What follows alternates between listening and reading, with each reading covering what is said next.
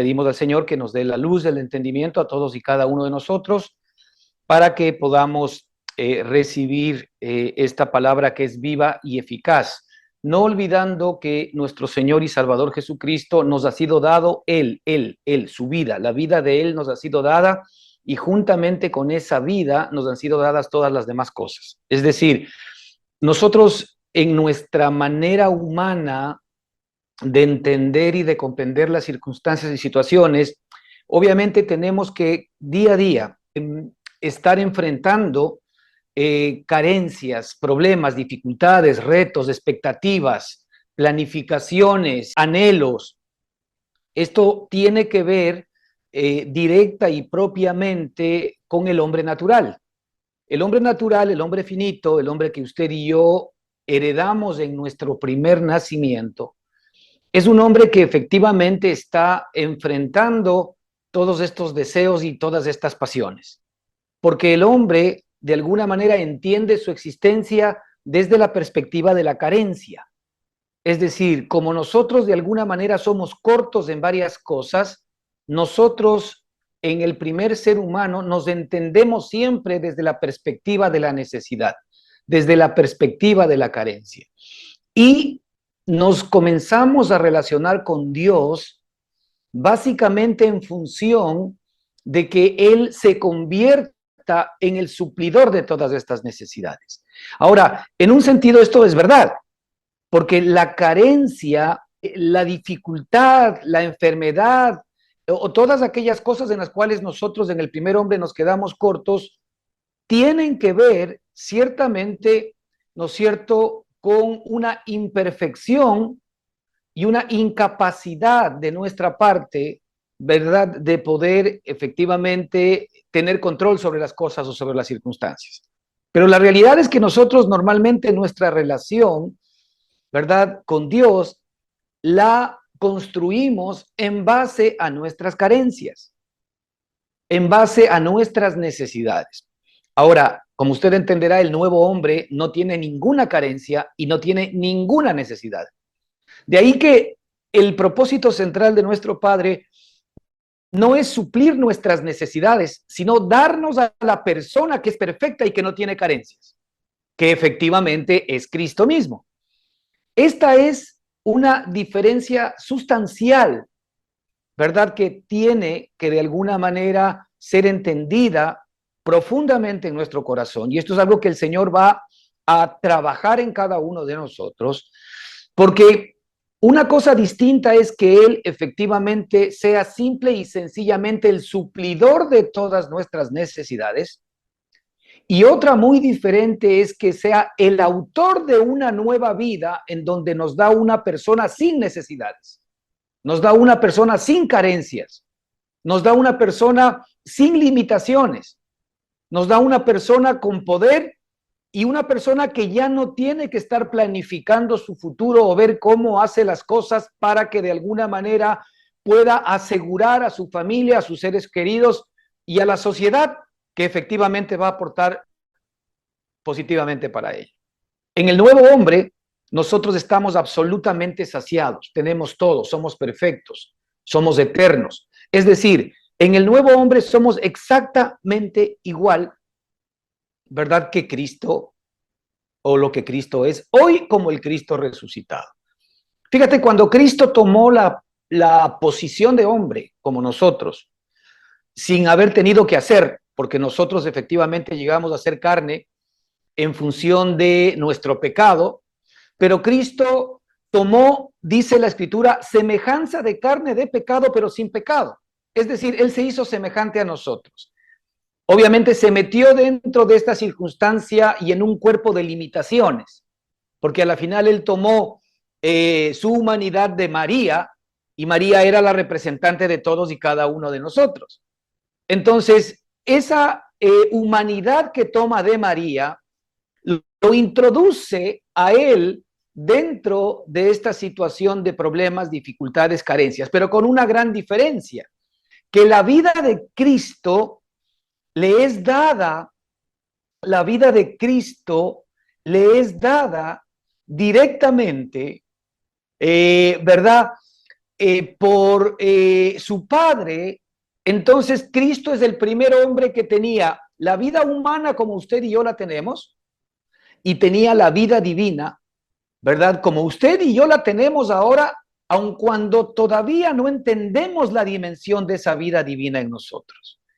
Por esto es que la Escritura quiere que nosotros nos enfoquemos no en nuestras carencias y no nos relacionemos con Dios simple y sencilla o primariamente en función de que Él va a ser el que resuelva nuestras adversidades, sino en que Él es la vida que ahora tú y yo tenemos, y esa vida es la que tiene que crecer en nosotros porque está por encima de toda carencia, de toda necesidad, de todo problema, de toda mala circunstancia. Si usted ve a Cristo, ¿verdad? Y ve la vida de Cristo en su carne, Él tenía la capacidad y Él tenía el poder para no hacer que le falte absolutamente nada de lo que nosotros quisiésemos que no nos falte. Pero si usted ve la vida de Jesucristo, abocada a persecuciones, abocada a problemas, abocada a dificultades y a luchas, sin embargo, Él determinó el entrar en esa experiencia para que la vida de Él, que era la que le sostenía, la vida del Padre, demuestre que era más poderosa que cualquier circunstancia, incluida la muerte. Lo que Cristo nos quiso mostrar a nosotros es que la vida que Él ostentaba, la vida que Él tenía, era superior a las carencias, a las dificultades, a los problemas, a las enfermedades y aún a la muerte, porque efectivamente la vida que estaba en Él le resucitó. Ahora, esa es la vida que el Señor quiere que usted y yo experimentemos.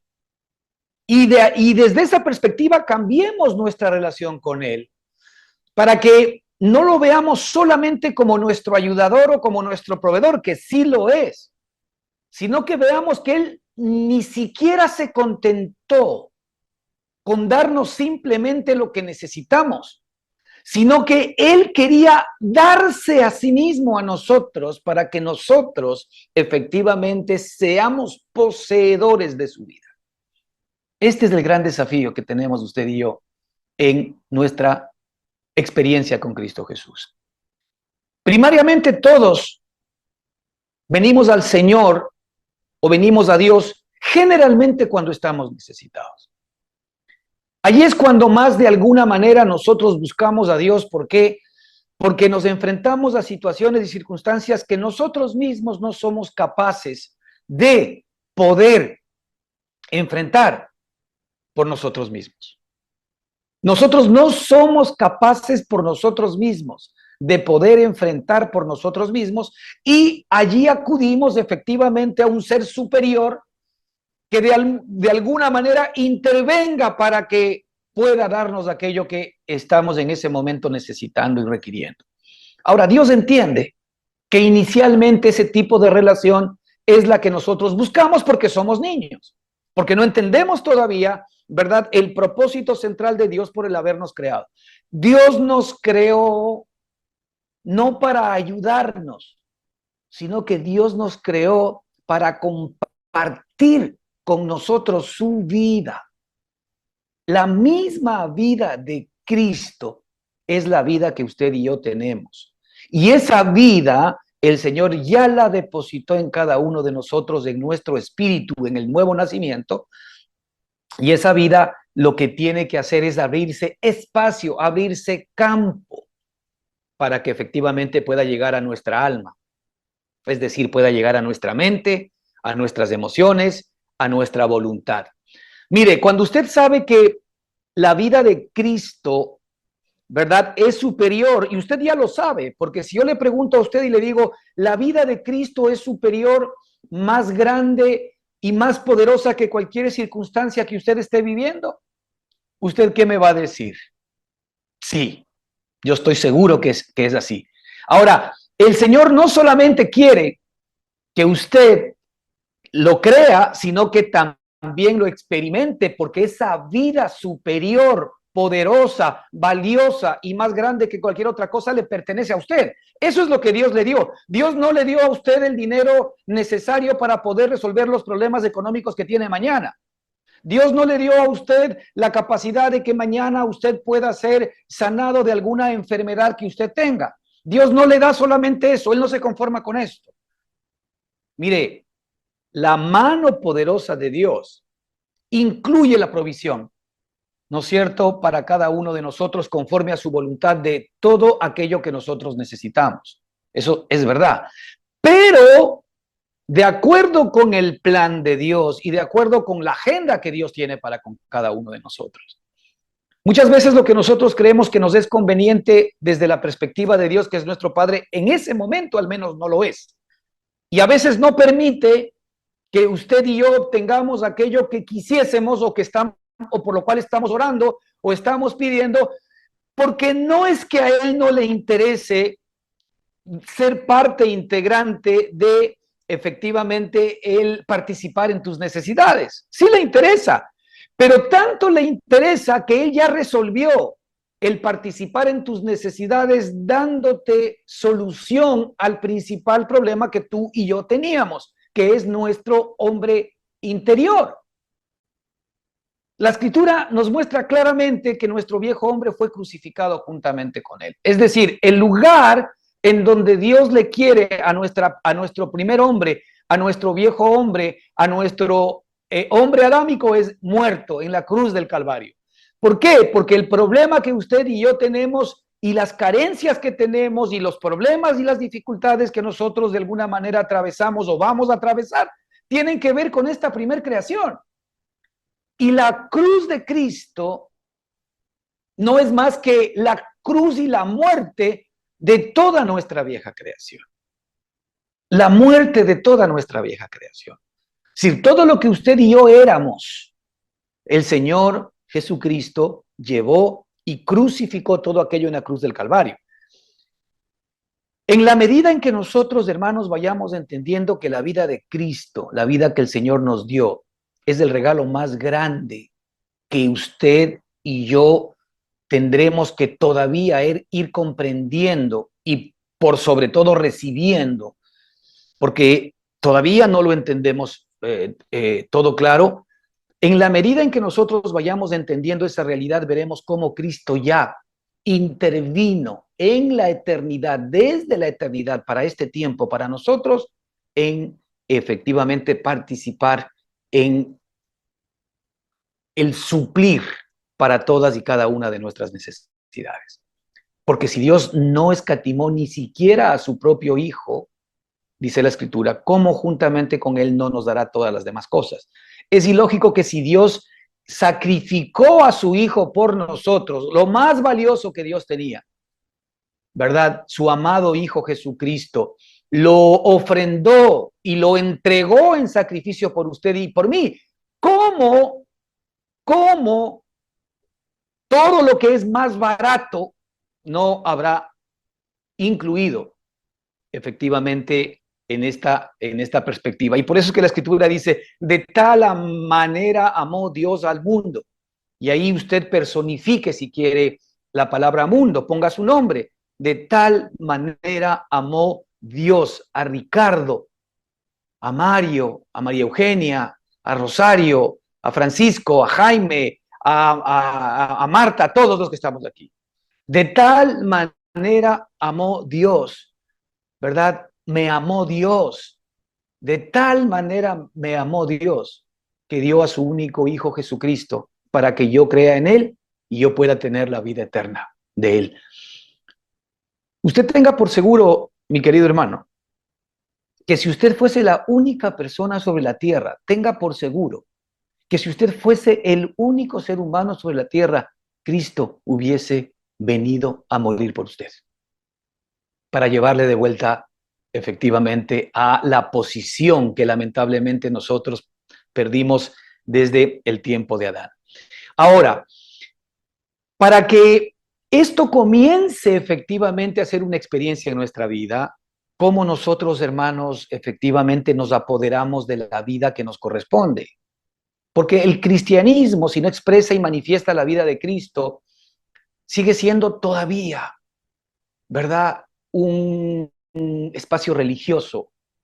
Porque finalmente, si nosotros tenemos una excelente relación con Dios y nosotros lo vemos a Él como nuestro Padre y nosotros lo vemos a Él como nuestro ayudador y lo vemos a Él como nuestro motivador y todo lo que usted quiera, todo eso está bien. Pero la pregunta es, ¿yo verdaderamente estoy cumpliendo el propósito por el cual Dios me creó, y es que la vida de Él se exprese en mí? No que Él me ayude, no que Él me bendiga, no que Él me dé paz y me dé tranquilidad, no, es que la vida de Él sea mi experiencia. De hecho, la Escritura nos dice algo muy importante, hermanos, que Dios nos ha dado a su Hijo o la vida de su Hijo para que ahora nosotros vivamos por ella. ¿Qué quiere decir? Que nosotros ya no debemos vivir por la vida carnal, natural que heredamos en Adán, sino que nosotros debemos vivir por la vida de Cristo. Ahora, mire esto, vivir por la vida de Cristo es exactamente lo que dijo el apóstol Pablo, mas ya no vivo yo, sino que Cristo vive en mí. Es decir, reconocer que mi verdadera vida no es la vida antigua que yo tenía, incluidas las buenas cosas de esa vida, porque a veces nosotros no estamos muy interesados en sacrificar ciertas áreas de la vida adámica que teníamos porque consideramos que son cosas buenas.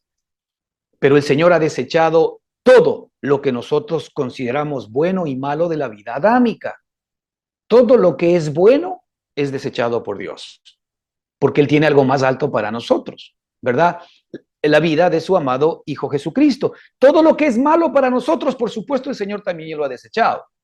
En el viejo hombre, Dios desechó toda nuestra vida. ¿Para qué? Para que nosotros podamos asirnos, recibir la vida maravillosa de Jesucristo y comenzar a vivir por la vida preciosa de Cristo. Entonces el tema es, mientras tú y yo no expresamos y no experimentamos esa vida.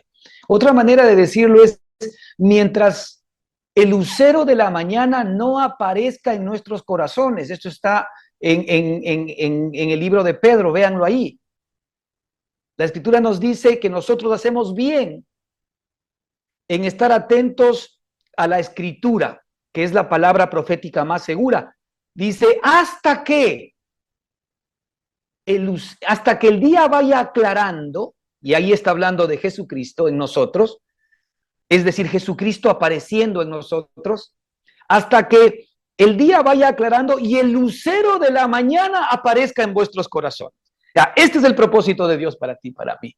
Que el lucero de la mañana, que es Cristo, aparezca en mi corazón, aparezca en mi mente, aparezca en mis emociones, aparezca en mi voluntad, aparezca en mis deseos.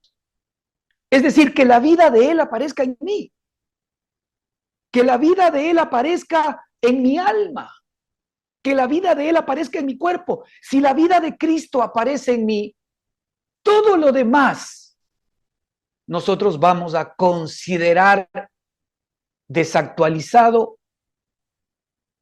ya no apto para nosotros y, como decía el apóstol Pablo, basura, a cambio de la excelencia del conocimiento de Cristo, mi Señor, por el cual, dice la Escritura, lo he perdido todo y lo tengo todo por basura. Entonces, hermanos, la vida de Cristo en nosotros es la medida que Dios tiene, ¿verdad?, de cómo nosotros vamos creciendo en nuestra relación con Dios. No es cuánto Él nos está dando, es cuánto Él está creciendo. Porque en la medida que Él está creciendo en nosotros, definitivamente todas las demás cosas nos van a ser añadidas. Todas las demás cosas nos vendrán por añadidura. Esto nos muestra claramente la palabra del Señor. De ahí que este versículo en Mateo 6, en donde el Señor dice que no nos afanemos por las cosas de este mundo, ¿verdad? No nos afanemos qué habremos de comer, qué habremos de vestir. No nos afanemos por esto, porque realmente eso, cuando nos enfocamos en esas cosas, nos van a generar afán, ansiedad. Dice que nosotros no nos afanemos por estas cosas, porque todas estas cosas buscan los gentiles. Es decir, todas estas cosas, ¿verdad?, normalmente son las que las personas normales, comunes y corrientes buscan. Pero dice la Escritura, no, así ya no con vosotros, porque claro, Él se está dirigiendo a las nuevas personas que somos, a las nuevas criaturas que somos. Él dice, más primeramente vosotros buscad el reino de Dios y su justicia, y todas las demás cosas os serán añadidas. Entonces, en nuestra nueva relación con Dios, yo tengo que buscar el reino de Dios que está dentro de mí mismo, que es en donde Dios reina, que es la vida que Él ha puesto en mí, que es el espíritu que Él ha puesto en mí, ¿verdad? El reino de Dios y su justicia, la justicia por la cual yo he sido justificado, su justicia, y todas las demás cosas me serán añadidas. Todas las demás cosas, ¿verdad? Todas las necesidades, todas las carencias de las cuales hablamos en un principio, ahora en la vida con nuestro Señor y Salvador Jesucristo nos son añadidas si primeramente buscamos el reino de Dios y su justicia. Fíjate que esta es una fórmula para que cualquier carencia que tú tengas ahora en cualquier área de tu vida, el Señor dice, primeramente busca el reino de Dios y su justicia y eso te será añadido. ¿Qué significa? Que en el reino de Dios y su justicia, en donde Dios nos ve, ya Él añadió para nosotros absolutamente todas las cosas. Dios ya no tiene que hacer nada por nosotros. Dios ya no tiene que poner nada por nosotros. Él ya puso todo por nosotros cuando efectivamente puso a Cristo en la cruz del Calvario. Y cuando resucitó a Jesucristo, Él confirmó el hecho de que para Él fue suficiente que todos nuestros pecados que fueron efectivamente imputados a Jesucristo han sido pagados. Si no, Jesucristo nunca hubiese resucitado. Porque si para Dios no hubiese sido suficiente la muerte de Cristo como paga por todos los pecados de todos los seres humanos, los míos y los de ustedes, entonces Cristo hubiese quedado enredado en efectivamente los dolores de la muerte. Pero sin embargo, la vida de Cristo fue superior a la muerte y resucitó. ¿Por qué? Porque Él nunca había pecado y porque Él se convirtió en sacrificio por nuestros pecados.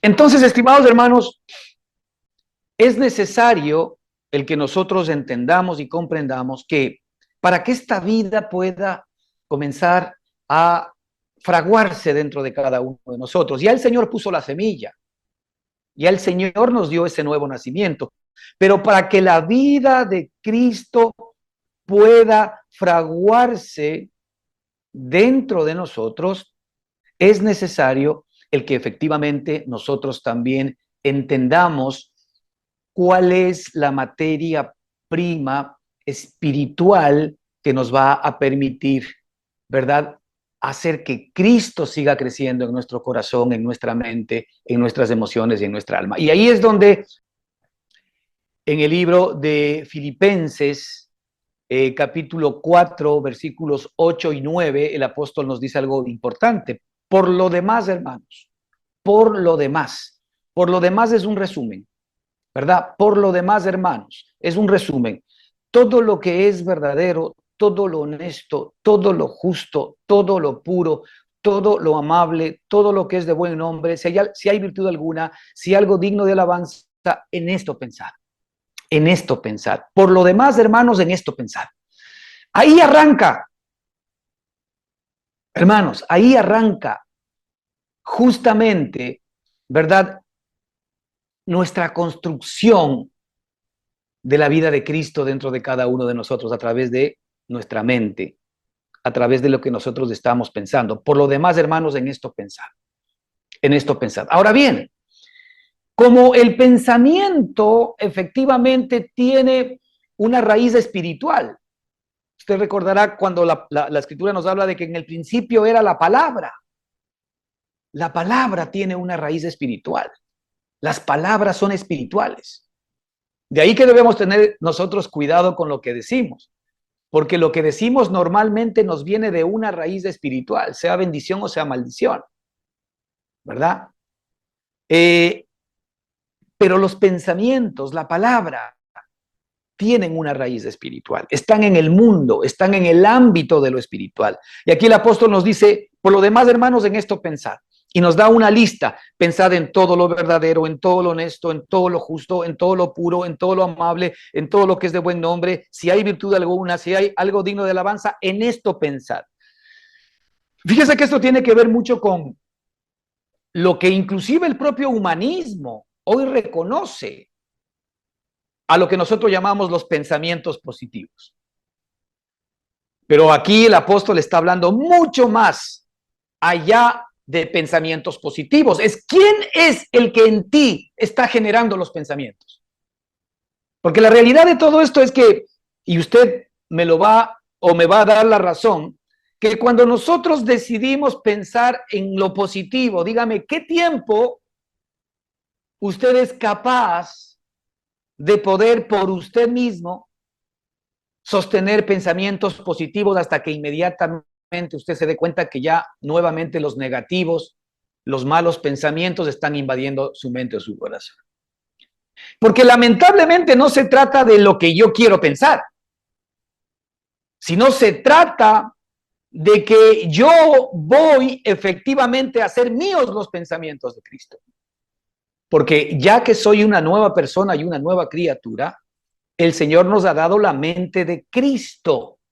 Ahora, si ya tenemos nosotros dentro de nosotros una mente espiritual y el Señor dice claramente que tenemos la mente de Cristo, entonces ahora esa mente es capaz en nosotros de llevarnos a pensar en todo lo justo, en todo lo verdadero, en todo lo honesto, en todo lo puro, en todo lo amable, en todo lo que es de buen nombre. Si hay virtud alguna, si algo digno de alabanza, en esto pensar.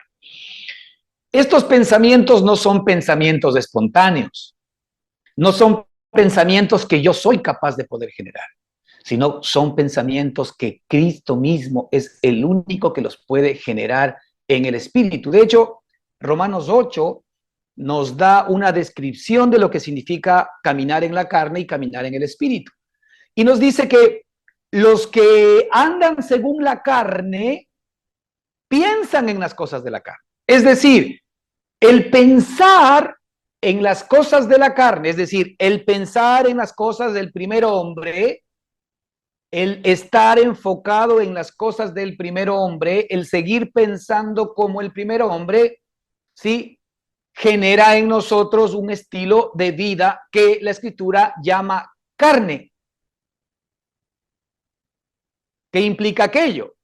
Que nuestros pensamientos se constituyen en la materia prima de nuestros hechos y experiencias futuras.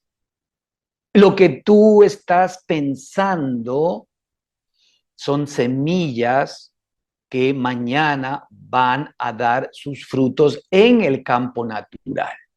Lo que se siembra en el campo espiritual, en su momento, efectivamente, va a dar a luz en el campo material, en el campo físico, en el campo anímico y en cada una de las áreas de nuestra propia vida. Entonces, por esto es que la palabra es tan contundente y dice, por lo demás, hermanos, ¿no es cierto? En esto pensad. Y esto lo estábamos atando con este versículo de Efesios 6, 15, 17, ¿verdad? Que dice algo muy importante. Sobre todo, tomad el escudo de la fe. Y fíjate, aquí también viene una palabrita muy importante, mientras que en Filipenses la Escritura nos dice por lo demás, es decir, como un gran resumen, aquí enfoquémonos, en esto pensemos, aquí en cambio utiliza el apóstol la palabra sobre todo, sobre todo, sobre todo lo que les he dicho, sobre todo lo que les he enseñado, sobre todo lo que les he demostrado. Aquí está haciendo efectivamente alusión a las armas espirituales, ¿verdad? Que efectivamente son las armas de Dios, que son las que efectivamente enfrentan al enemigo. Estamos hablando en Efesios capítulo 6, y aquí dice sobre todo, sobre todo. También es una palabra, ¿verdad?, que nos llama la atención a que nos enfoquemos sobre cualquier otra cosa. Sobre todo, tomad el escudo de la fe con que podáis apagar todos los dardos de fuego del maligno. Por sobre todo, tomad el escudo de la fe. Ahora, ¿por qué estos dos versos se unen? Por el un lado, por lo demás, en esto pensad, y en este, sobre todo, tomad el escudo de la fe. Porque los pensamientos de Dios se constituyen en la materia prima de nuestra fe. La Escritura dice algo muy importante, que la fe viene por el oír y el oír por la palabra de Dios. Fíjate que la fe no viene por el orar. La fe no viene por el ayunar.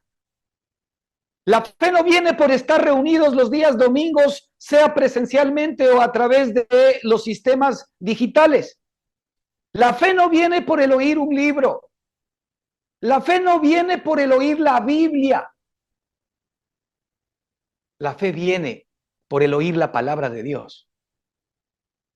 La fe viene por el oír la palabra de Dios. Entonces, la palabra de Dios que se genera en nuestro propio espíritu, esa palabra evidentemente tiene un GPS. Y Dios ha sido tan maravilloso con nosotros que no quería que nos perdamos. Y por eso nos dio la escritura. La escritura, ¿verdad?, contiene los pensamientos y los dichos de Dios que cuando nosotros los escarbamos y los discernimos, ¿verdad?, se convierten en el elemento que nos permite extraer la palabra de Dios.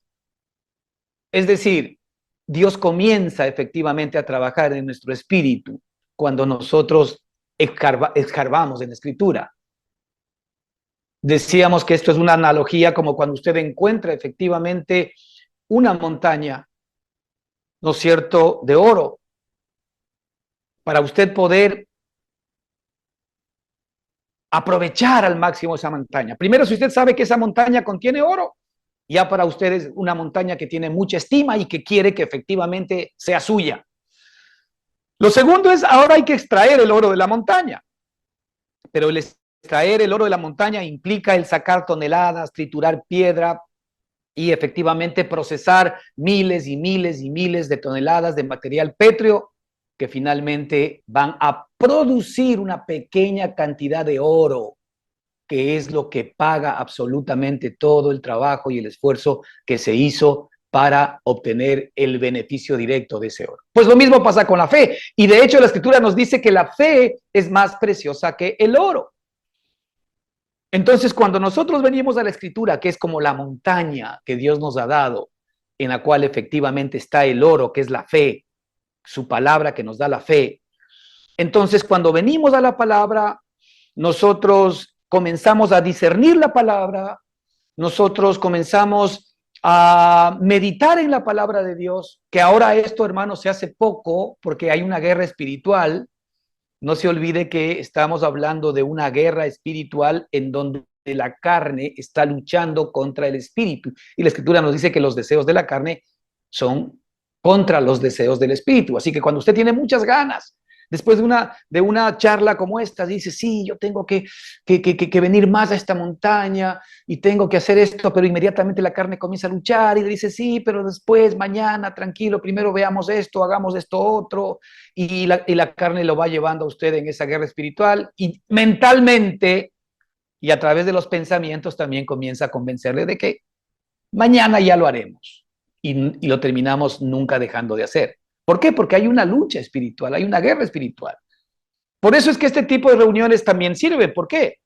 Porque obviamente nos despiertan, nos amonestan, si queremos verlo de alguna manera, para que despertemos de alguna manera de las circunstancias, pero inmediatamente después de esto viene la guerra espiritual, viene la lucha espiritual, vienen los pensamientos contrarios a lo que hemos hablado. Sí, pero es que tengo que hacer esto.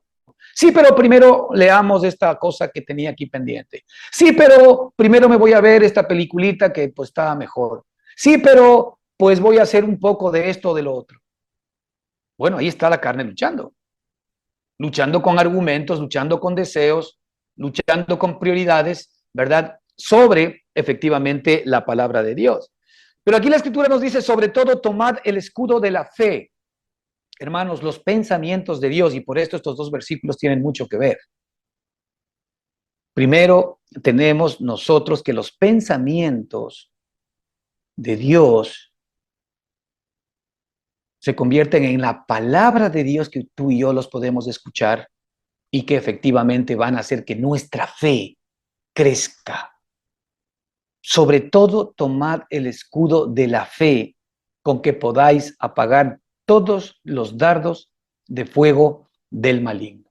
Pero para que este escudo de la fe o la fe sea un producto permanente y continuo que deba efectivamente estar disponible en mi corazón, es necesario que yo esté permanentemente, ¿no es cierto?, en este proceso de extraer la riqueza de la palabra de Dios.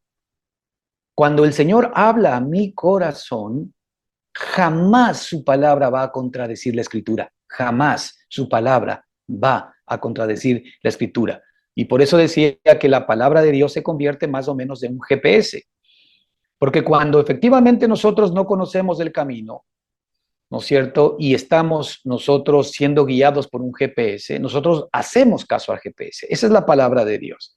Y la palabra de Dios nos va a llevar al destino al cual nosotros de alguna manera sabemos que vamos.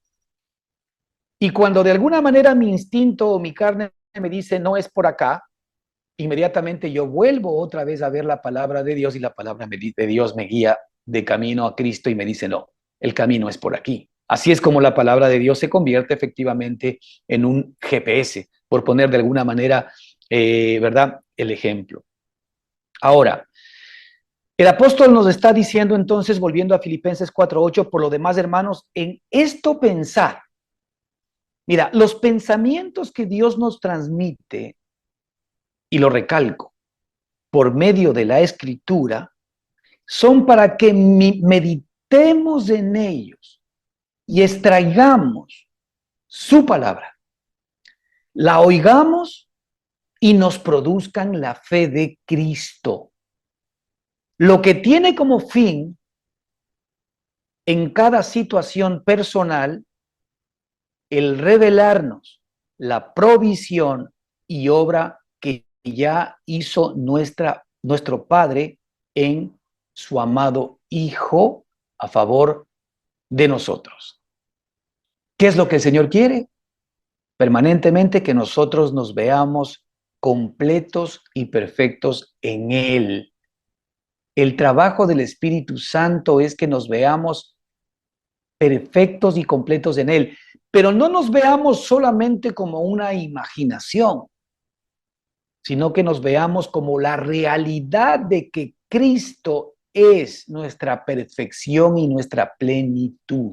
Esta es una revelación que tiene que venir a nuestro corazón, al punto en que el apóstol Pablo, cuando tuvo este tipo de experiencias, ¿verdad?, dijo que todo lo que para él antes tenía valor, hoy lo consideraba como basura, a cambio de la excelencia del conocimiento de Cristo.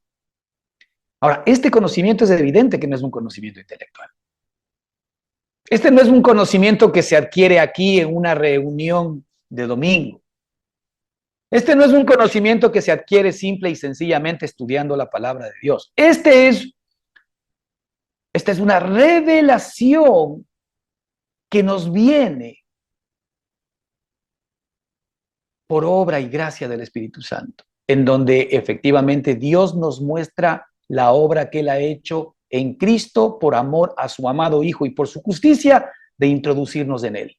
Y que en Él nosotros estamos completos y perfectos. El momento en que nosotros nos vemos en Cristo completos y perfectos, la pregunta es, ¿qué pasa con nuestra condición de escasez en cualquier área de nuestra vida? Inmediatamente se va. Porque sabemos que si Dios nos dio a su Hijo maravilloso, ¿cómo juntamente con Él no nos dará todas las demás cosas? Y por esto, hermanos, las oraciones de los apóstoles, usted vea una y otra vez, nunca los apóstoles estaban orando por las necesidades humanas de los hermanos. Vea usted a partir de Hechos en adelante. No había absolutamente nadie, o no hay nadie que esté orando por las necesidades financieras, que esté orando por las necesidades de salud, nadie está orando por la escasez del ser humano, como nosotros lo hacemos el día de hoy. ¿Por qué oran los apóstoles? Dice, porque el Dios de nuestro Señor y Salvador Jesucristo os dé espíritu de sabiduría y de revelación en el conocimiento de Él. Ellos oraban porque nosotros tengamos mayor revelación, ¿verdad?, en el conocimiento experimental de Cristo. Porque allí efectivamente están todas las respuestas de Dios para nuestra vida. ¿Por qué oraban? Porque Dios fortalezca con poder a vuestro hombre interior. Por eso oraban, que nuestro hombre interior sea fortalecido. O sea, el Cristo que está en cada uno de nosotros se levante, crezca, sea enaltecido. ¿Para qué? Para que efectivamente nosotros podamos, a través del Cristo que nos ha sido dado, ver cómo el Señor también ya nos entregó todas las demás cosas. Es decir, Dios, por medio de los propios apóstoles, nuestro Padre, ora por nosotros, por el Espíritu, para que efectivamente crezca la realidad del conocimiento de Cristo en nosotros. Pero vuelvo y repito, no un conocimiento intelectual, sino un conocimiento vivencial, experimental. Aquí lo que estamos hablando nosotros es de cómo estamos gestionando, ¿verdad?, estos pensamientos que nos vienen por medio de la Escritura, los pensamientos de Cristo. El Señor nos decía, porque mis pensamientos no son vuestros pensamientos y por tanto mis caminos no son vuestros caminos. Es decir, los pensamientos de Cristo tienen como propósito el que se generen los caminos de Cristo dentro de nosotros. Ese es el punto central. Y por eso es que los pensamientos de Cristo deben comenzar a ser generados y administrados, ¿no es cierto?, y gestionados por nosotros en lugar de los pensamientos humanos. Es decir, ya nosotros tenemos la capacidad de poder no aceptar los pensamientos, ¿verdad?, del primer hombre, los pensamientos de la sabiduría humana. Nosotros podemos comenzarlos a rechazar. ¿Por qué? Porque normalmente ellos contradicen, ¿verdad?, efectivamente la obra de nuestro Señor y Salvador Jesucristo. Pero si nosotros perseveramos en los pensamientos del Señor, estos se van a constituir en la materia prima interior de la fabricación de lo que será nuestra realidad, ¿verdad? No solamente interior con Cristo, sino nuestra realidad exterior posterior. Entonces, hermanos, por esto es que la Escritura es muy clara y nos dice, por lo demás, hermanos, en esto pensad. Ahora, estos pensamientos, vuelvo y repito, no intentemos nosotros generarlos por nosotros mismos, porque no los vamos a poder sostener. Pero estos pensamientos solamente pueden ser sostenidos desde el Espíritu Santo de Dios. Y es por esto que nuestra mente tiene que estar gestionada, puesta o administrada en el Espíritu. Nuestra mente tiene ahora la Escritura y la palabra de Dios para poder desechar, como dije hace un minuto, todo aquello que no viene desde allí. Romanos 12:2 nos dice, no os conforméis a este siglo, es decir, que la horma de su vida no sea este siglo. Ustedes se dan cuenta ahora cómo está el mundo, hermanos, cada día va en decadencia. ¿Por qué? Es por su manera de entender y de pensar las cosas. Usted ve a la gente cómo está pensando, ve a la gente cómo está entendiendo, ve a la gente cómo está administrando su mente. Es decir, es una mente que de alguna manera se constituye en una horma de lo que la humanidad es. Y dígame, ¿la humanidad está mejor o está peor? Evidentemente, desde la perspectiva de la carne y desde la perspectiva del mundo, vamos de mal en peor. ¿Por qué? Porque la horma de nuestra manera de entender y de nuestra manera de pensar, en la cual se está metiendo todo el mundo, lo que produce es más maldad, más pecado, más ausencia de Dios. Y ahora vemos nosotros, ¿verdad?, desviaciones tremendas de la sociedad, básicamente porque el hombre ha decidido en su corazón, es decir, en su mente, no tomar en cuenta a Dios.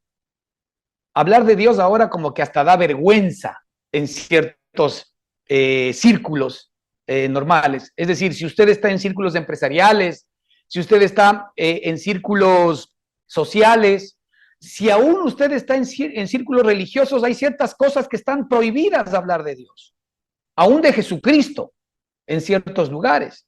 ¿Por qué? Porque como que al hombre natural el hablar de Dios le genera incomodidad. Y le genera incomodidad, ¿por qué? Porque dentro de su corazón hay algo que le dice que está apartado de Dios. Así que la Escritura dice, no os conforméis a este siglo, sino transformaos. ¿Cómo? Fíjate, el Señor quiere que nos transformemos. ¿Cómo nos transformamos? transformados por medio de la renovación de vuestro entendimiento. Muy bien, nuestro entendimiento es el punto, lo que pensamos es el punto. Nosotros, ¿cómo nos renovamos? Nos renovamos efectivamente con la palabra de Dios, con la escritura, los pensamientos de Dios. Por eso dice aquí el apóstol, por lo demás, hermanos, en esto pensad. Por lo demás, hermanos, en esto pensad. Así que nuestro entendimiento, ¿no es cierto?, va a irnos ayudando a renovarse, se va a ir renovando y nos vamos nosotros a encontrar que nuestra vida va siendo transformada. Por esto es que es necesario el que nosotros efectivamente seamos conscientes de en qué queremos pensar. Normalmente los cristianos, cuando estamos pasando algún problema, les pasa y nos pasará, pero sin embargo es un error, decimos, ¿qué hacemos? O le preguntamos a Dios, Dios, ¿pero qué hacemos? Y la respuesta de Dios es en esto pensar. La respuesta de Dios no es qué tenemos que hacer, sino que la respuesta de Dios es qué tenemos que pensar. Porque cuando nosotros pensamos conforme sus pensamientos, entonces vienen hechos, vienen acciones que son residuales a los pensamientos que nosotros previamente hemos tenido. De allí que los pensamientos son de índole espiritual. Es decir, tanto para pensar mal, cuanto para pensar bien. Hay alguien que opera en nuestro ser y en nuestros pensamientos que hace que mañana efectivamente nos vengan en esa misma circunstancia, ¿no es cierto?, los hechos que nosotros vamos a manejar. No os conforméis a este siglo, sino transformaos mediante la renovación de vuestro entendimiento. ¿Para qué? Para que comprobéis cuál sea la buena voluntad de Dios, lo que es bueno, lo que es agradable, lo que es perfecto. Mira, esto es maravilloso. Dios deja claro y sentado que la voluntad de Dios para nuestra vida, por caso alguno tenga dudas, la voluntad de Dios para nuestra vida es todo lo bueno, todo lo agradable y todo lo perfecto. Esa es la voluntad de Dios para nuestra vida. Dios no tiene otra voluntad de mandarnos cosas malas, de mandarnos cosas desagradables, de mandarnos cosas imperfectas. No, el corazón de Dios en el cual Él quiere que efectivamente tú lo mires, que en Cristo Jesús ya lo ha hecho, es que la voluntad de Dios sea comprobada por ti, que la voluntad de Dios para ti es todo lo bueno, todo lo agradable y todo lo perfecto. Ahora, todo lo bueno, todo lo agradable y todo lo perfecto no necesariamente va con tu concepto de todo lo bueno, de todo lo agradable y todo lo perfecto. Aquí está hablando el Señor de todo lo bueno, todo lo agradable y todo lo perfecto que perdura, que es eterno y que tiene verdaderamente asidero en Cristo Jesús.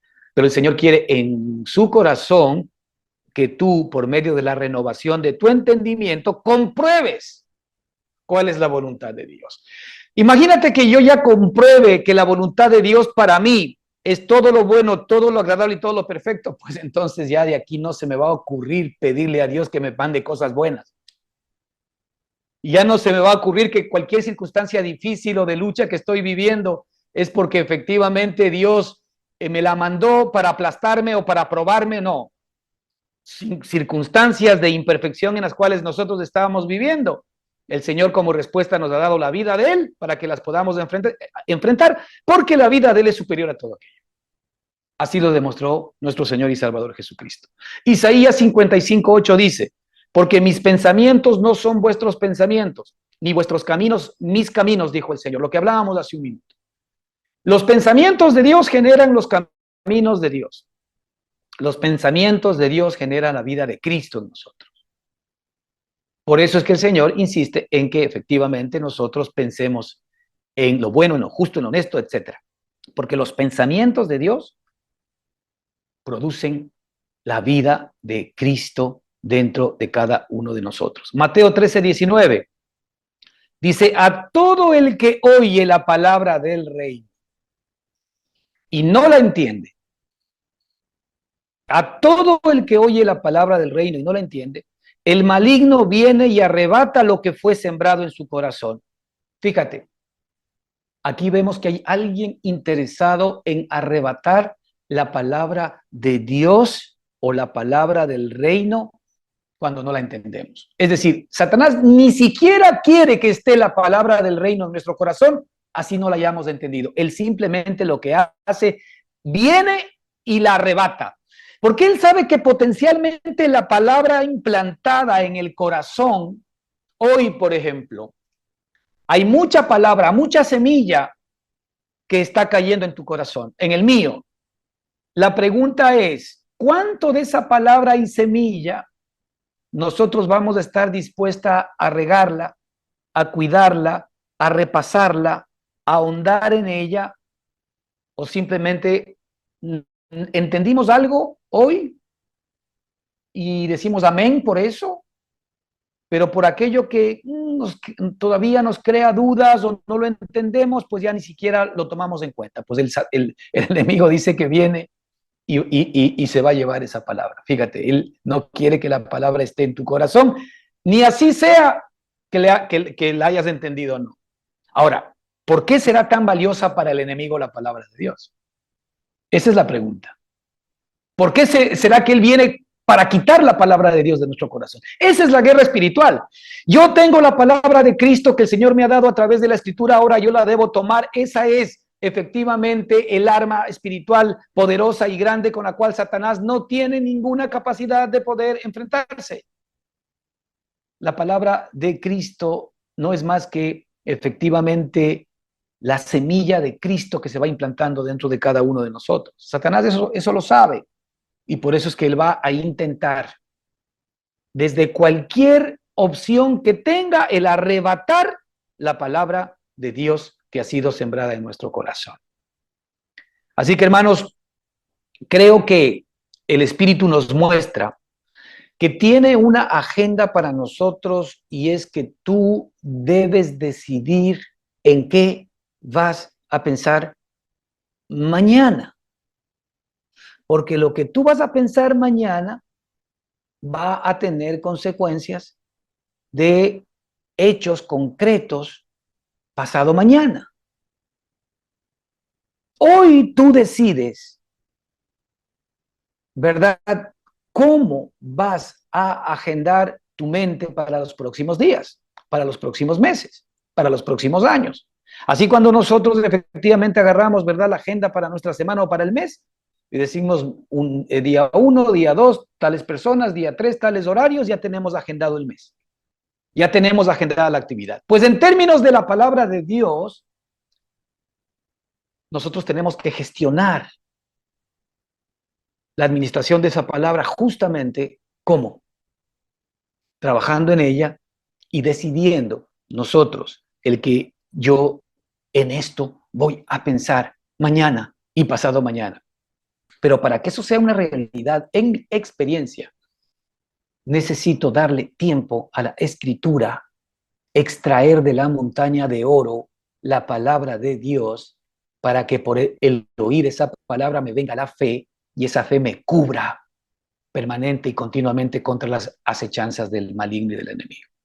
Y yo pueda experimentar en mi corazón a un Cristo que camina, que crece, que vive y que usted mañana lo va a poder experimentar como algo vivo, no como una palabra religiosa, no como una palabra que se va al aire, sino como una palabra viva, porque Dios le amó a usted desde la eternidad, a su familia, a sus hijos. Y lo que Dios quiere para usted es que usted no se conforme con señales ni con prodigios que Él pueda hacer, sino que usted tome la propia vida de Cristo para que usted viva por ella y con esa vida se dé cuenta que todo lo demás se encuentra añadido.